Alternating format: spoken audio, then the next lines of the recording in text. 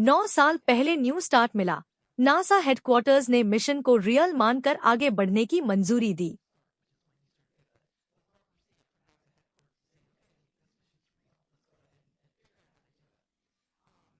NASA Dragonfly mission पर काम कर रहा है। टाइटन एक्सप्लोर करेगा। यह ऑक्टोकॉप्टर टाइटन के थिक एटमॉस्फेयर में उड़ेगा और अमेजिंग होगा। नेशनल एकेडमीज ऑफ साइंस हर 10 साल में डेकेडल सर्वे जारी करती है, जिसमें उन्होंने एनसेलेडस लैंडर मिशन को अगला बड़ा ocean world flagship mission rank किया।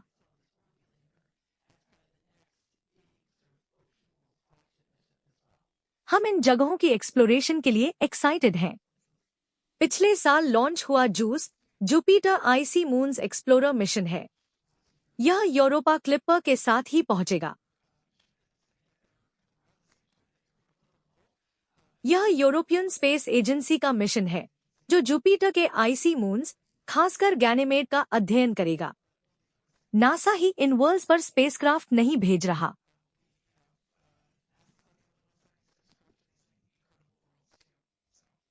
जेन्नी, यह बताने के लिए धन्यवाद। यूरोपा पर हम पूरी तरह से जुटे हैं। यूट्यूब पर थ्रैश मॉन्स्टर जानना चाहता है, आप यूरोपा रिसर्च में क्या डिस्कवर करना चाहते हैं?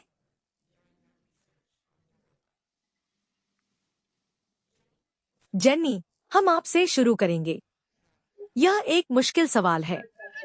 यह बेसिक है, पर मुश्किल है क्योंकि हम बहुत कुछ जानना चाहते हैं।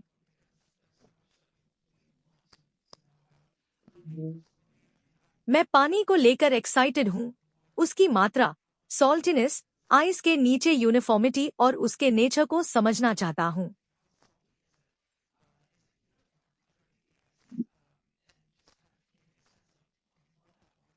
जैसा कि सिंथिया ने बताया, ये आईसी ओशन वर्ल्ड्स हमारे सोलर सिस्टम ही नहीं, बल्कि पूरे यूनिवर्स में अबंडेंट हो सकते हैं। एक इनक्रेडिबल स्पेसक्राफ्ट से इन्हें करीब से स्टडी करना।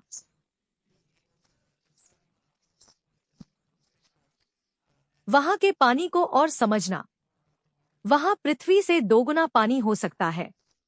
हमारे सोलर सिस्टम में पृथ्वी से छोटी जगह पर इतना पानी होना, यह मुझे हैरान करता है।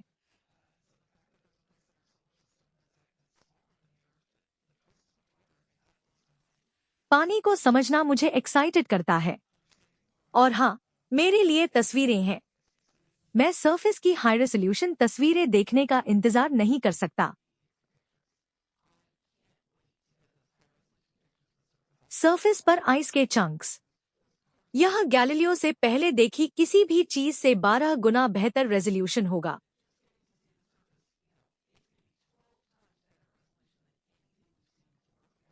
सरफेस कितनी अलग दिखेगी, हम सरप्राइज्ड और स्टन्ड होंगे। यही सबसे अच्छा है, कुछ ऐसा देखना जिसकी किसी ने भविष्यवाणी न की हो। यही साइंस है। मैं इंतजार नहीं कर सकता।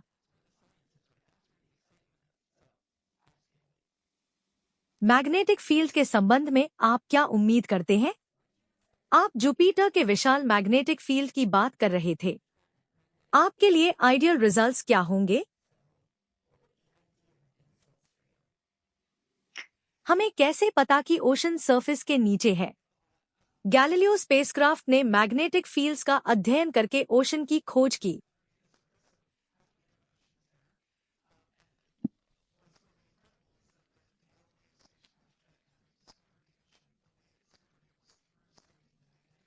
गैलीलियो पर मैग्नेटोमीटर इंस्ट्रूमेंट जुपिटर और यूरोपा के मैग्नेटिक फील्ड्स को कैरेक्टराइज कर पाया और देखा कि वे कैसे इंटरैक्ट करते हैं। इससे पता चला कि मैग्नेटिक फील्ड्स ऐसे दिखते हैं जैसे सरफेस के नीचे कोई कंडक्टिव लेयर हो। हमारे रिसर्च और मॉडलिंग से यह सबसे लॉजिकल लगा कि यह एक साल्टी लेयर है जो मैग्नेटिज्म कंडक्ट कर सकती है। मैग्नेटिक फील्ड्स का अध्ययन सिर्फ उन्हें समझने या उनके समय के साथ बदलाव जानने जैसा लग सकता है, लेकिन यह हमें यूरोपा के इंटीरियर स्ट्रक्चर को समझने में मदद करता है।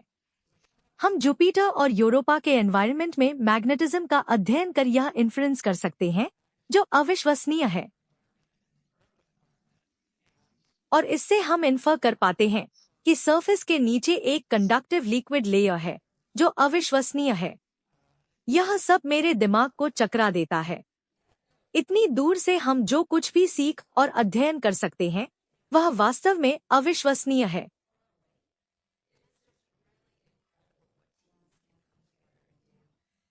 ऑनलाइन अभी भी बहुत सवाल आ रहे हैं। अगले सवाल से पहले दर्शकों से मेरा एक सवाल है। यूरोपा क्लिपर स्पेसक्राफ्ट से यूरोपा पहुंचने पर आप कौन सा सवाल पूछेंगे?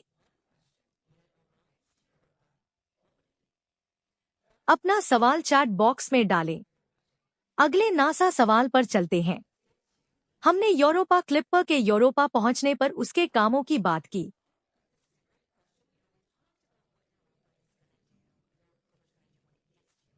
हमने उस बड़ी यात्रा की बात नहीं की। यूट्यूब पर प्रोजेक्ट 8 पूछ रहे हैं, यूरोपा तक पहुंचने में कितना फ्यूल लगता है? हमारे स्पेसक्राफ्ट में लगभग 6000 पाउंड्स प्रोपेलेंट है।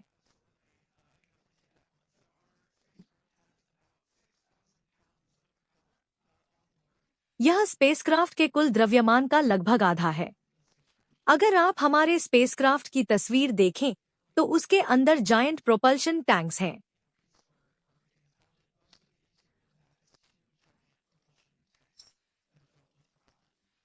यह 6000 पाउंड फ्यूल ज्यादातर एटीट्यूड एडजस्टमेंट्स के लिए है, स्पेसक्राफ्ट की पॉइंटिंग बदलने के लिए, हमारी ट्रेजेक्ट्री बदलने के लिए भी। जब हम जुपिटर के चारों ओर यूरोपा के पास से उड़ेंगे तो इस प्रोपेलेंट से चीजें बदलेंगे और सुनिश्चित करेंगे कि यूरोपा अपने सही पाथ पर रहे।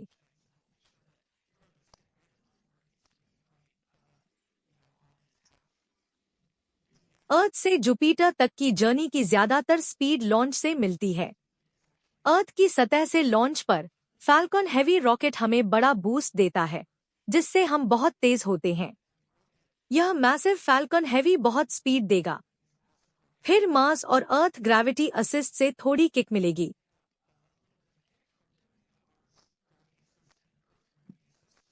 उन प्लैनेट्स के फ्लाईबाय से थोड़ी एक्स्ट्रा स्पीड मिलेगी। फिर हम जुपिटर तक बहुत तेज जाएंगे। यह दिखाता है जुपिटर कितना दूर है। लॉन्च और 2 ग्रेविटी असिस्ट की स्पीड के बाद भी सिस्टम तक पहुंचने में 5.5 साल लगेंगे। हमें पेशेंट रहना होगा। इंतजार वर्थ होगा, पर यह लंबी यात्रा है।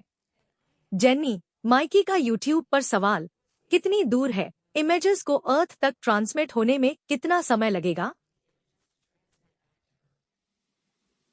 हाँ, ये एक अच्छा सवाल है। लाइट को जुपिटर से अर्थ तक जाने में करीब 45 मिनट्स लगते हैं और वापस भी इतना ही समय लगता है।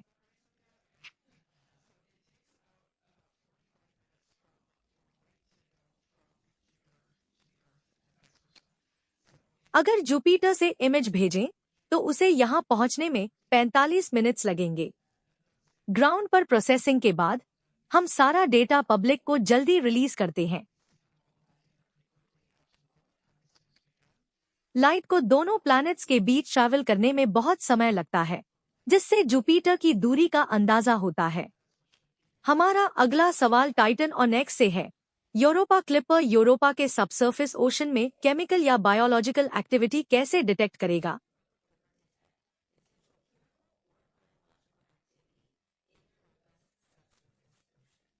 हाँ, ये एक अच्छा सवाल है। इसके कुछ तरीके हैं। एक तरीका वो मैग्नेटोमीटर है जिसके बारे में जेन्नी ने बात की थी। यूरोपा के मैग्नेटिक सिग्नेचर को मेजर करने पर आपको फील्ड की स्ट्रेंथ और डायरेक्शन मिलती है। इस फील्ड स्ट्रेंथ से ओशन की सलिनिटी का पता चलता है।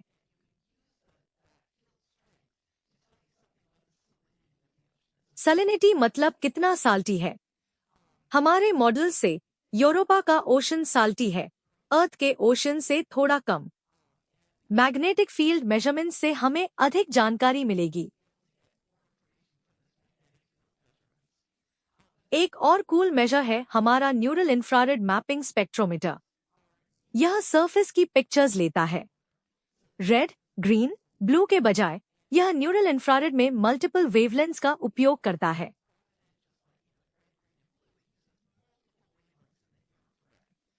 ये वेवलेंथ्स डायग्नोस्टिक हैं। सरफेस पर केमिकल्स के कारण अब्जॉर्प्शंस होती हैं। गैलीलियो स्पेसक्राफ्ट के प्रीलिमिनरी डेटा से इन पिक्चर्स में दिख रहा डार्क स्टफ बहुत है।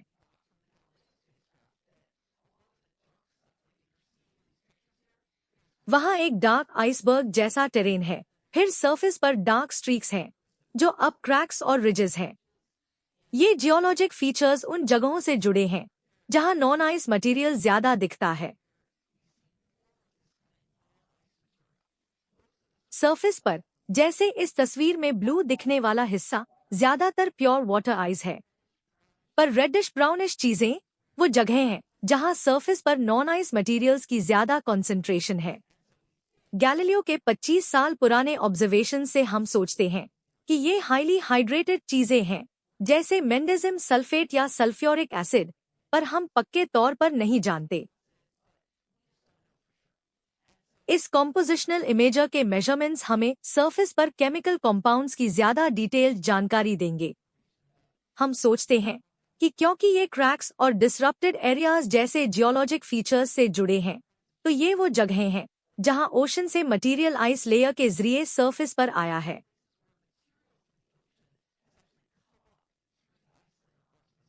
तो ये एक और तरीका है जिससे हम सरफेस ऑब्जर्वेशंस के क्लू से डीप सबसर्फेस ओशन की कॉम्पोजिशन जान सकते हैं। सिंथिया, जब आप ये एक्सप्लेनेशन दे रही थी, यूरोपा की सुंदर इमेजेस स्क्रीन पर थी। हमें हाफ मीटर रेजोल्यूशन मिल रही है। इन इनक्रेडिबल इमेजेस और क्लिपर से मिलने वाली इमेजेस में क्या डिफरेंस है? यूरोपा की एक high resolution picture Galileo spacecraft से ली गई थी।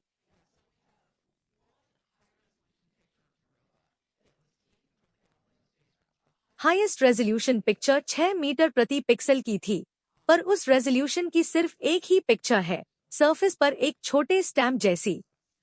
आप ग्लोबल इमेजेस देख रहे हैं, पर गैलीलियो से बेस्ट सिंगल 6 मीटर प्रति पिक्सल इमेज ही थी। यूरोपा क्लिपर से सरफेस के 90% हिस्से पर 100 मीटर्स प्रति पिक्सल रेजोल्यूशन पर इमेजेस मिलेंगी। यह अमेजिंग होगा। इससे हम सरफेस पर हाउस साइज्ड ऑब्जेक्ट्स देख पाएंगे। फिर हमें सरफेस के कुछ हिस्सों पर 90% से कम, हाफ मीटर प्रति पिक्सल पर इमेजेस मिलेंगी। यह गैलीलियो की बेस्ट हाई रेजोल्यूशन पिक्चर से 12 गुना बेहतर है।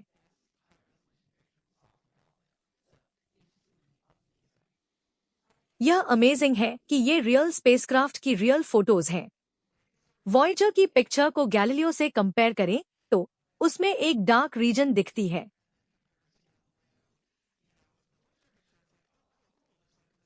फिर गैलीलियो की इमेजेस में उस डार्क रीजन में 4-5 तरह के टेरेन दिखे।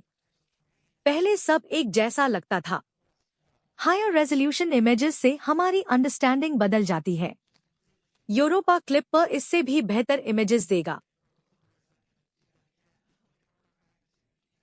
यह बहुत कूल है। एक और सवाल है। ट्विच पर स्क्विड ऑन स्क्विड पूछते हैं, पब्लिक के लिए कौन सी फोटोज रिलीज होती हैं?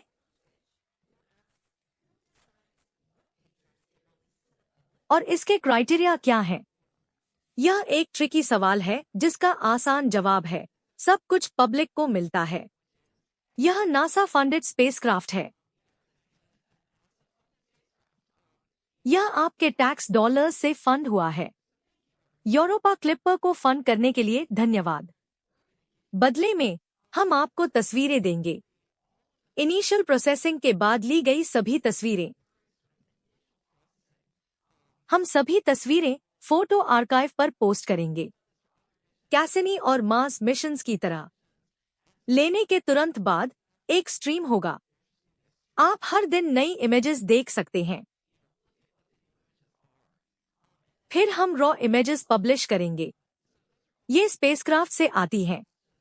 डिजिटल बाइट्स को देखने लायक पिक्चर में बदलने के लिए इनिशियल प्रोसेसिंग होती है। फिर यह वेबसाइट पर जाएगी। जब कुछ कूल दिखेगा, हम कॉम्प्लिकेट